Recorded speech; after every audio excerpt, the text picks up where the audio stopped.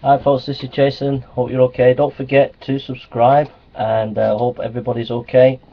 We're looking at Kyle Butt MA, proof that does not prove by Apologetics Press. They have the copyright of these articles, so please respect their copyright. And but we're able to use them, so we just pray that you would find these a blessing.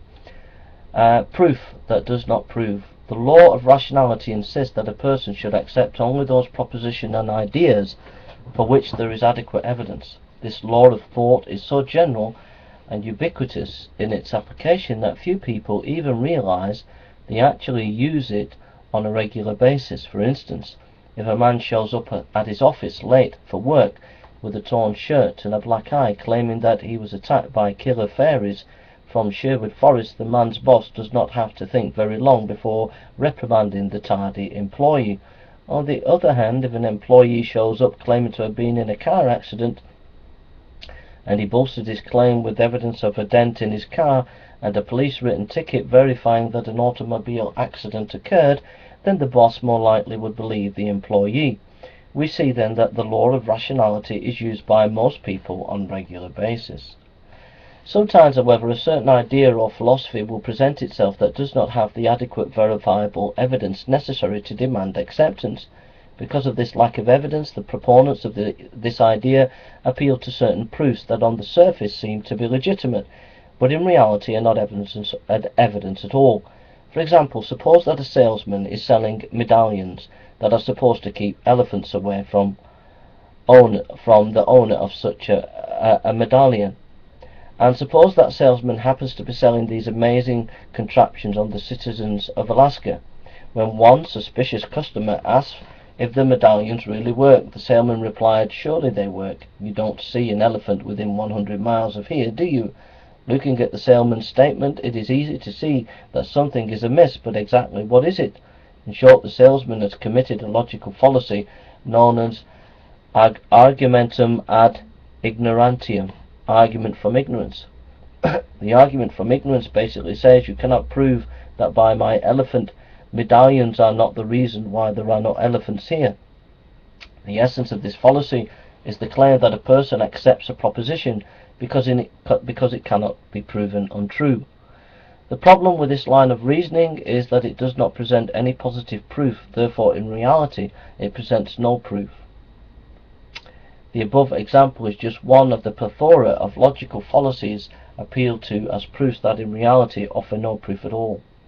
The primary logical fallacy with which the remainder of this article will deal now as argument ad verecundium, appeal to authority.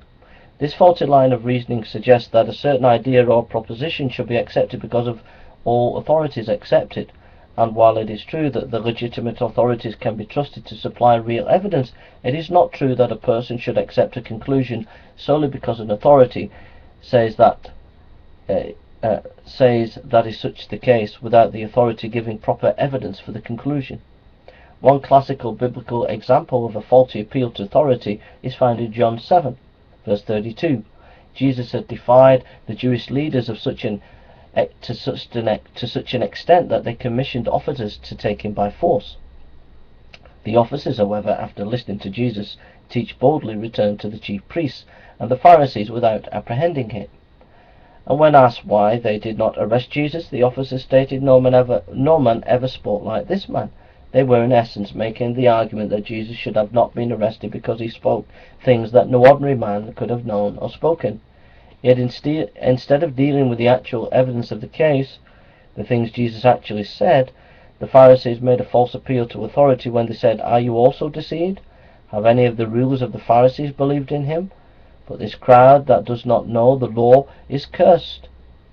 Notice that the Pharisees did not expound on the parts of the law that Jesus allegedly was breaking, nor did they offer any rebuttal to Christ's statement. Instead, they proved their argument by suggesting, "We know more than you and this our ignorant crowd, therefore you should believe what we tell you, even without proper evidence." After being made aware of the logical fallacy of an appeal to false authority, it is evident that these Jewish leaders were guilty of offering proof that proved nothing. Even today, the false appeal to authority is a common ploy used to bolster ideas and conclusions that lack sufficient evidence. The logical fallacy finds a welcome seat at the table of many books and papers that purport to prove the theory of organic evolution. The following sample of statements goes a long way towards showing how the appeal to authority without supporting evidence is used in evolutionary circles. Richard Dawkins wrote, "It is obviously safe to say that if you meet somebody who claims not to believe in evolution, that person is ignorant, stupid, or insane, or wicked, but I'd rather not consider that."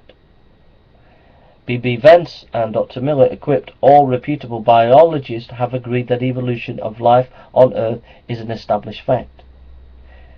Next, Richard Goldschmidt declared evolution of the animal and plant world is considered by all those entitled to a judgment to be a fact for which no further proof is needed. As one can see, statements that purport to show that all reputable biologists believe or what all those entitled to a judgment say are clearly designed to appeal to a sense of intellectual authority for which supporting evidence is not deemed necessary. In fact, J. Savage, on record as stating no serious biologist today, quote, "today doubts the fact of evolution. The fact of evolution is amply clear. We do not need a listing of evidence to demonstrate the fact of evolution any more than we need to demonstrate the existence of mountain ranges." Quote. End of quote. Of course, showing that the intellectual elite sometimes use the logical fallacy of appealing to a false authority in their attempt to prove evolution does not disprove the theory of evolution. It does, however, manifest the fact that this proof of the theory of frequently is offered instead of actual evidence. That can be demonstrated quite clearly in my own experience when you look at Dawkins' book,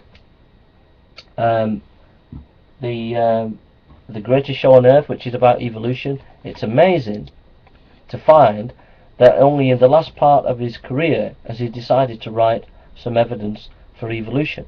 Yet he'd been lecturing on evolution and talking on evolution for many, many years, but never thought once to give any evidence for it.